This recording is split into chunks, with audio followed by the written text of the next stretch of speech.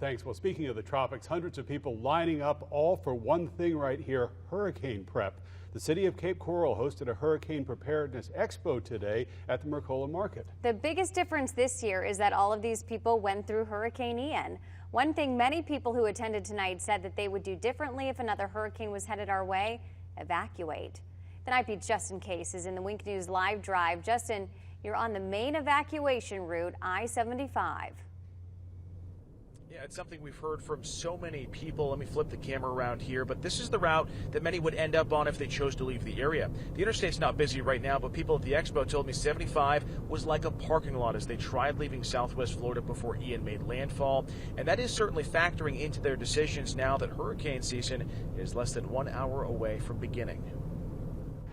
Sometimes the most important lessons we learn, we were completely ill-prepared for Ian, are lessons learned the hard way. Cash was very scarce. I mean, I had a few $100 on me.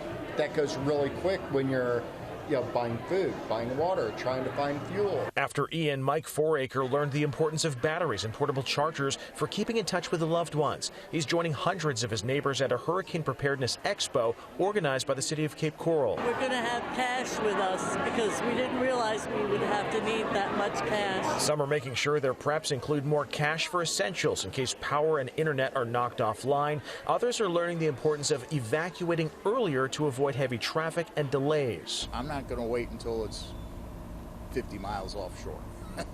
I'm going to make that decision, and in the future I'd make the decision farther out than I did this time. And for some, this will be the first hurricane season they experience. We're new to Florida, and we'd like to know what we should be doing. City leaders told us they're encouraged by this turnout. I think individuals or the community got complacent.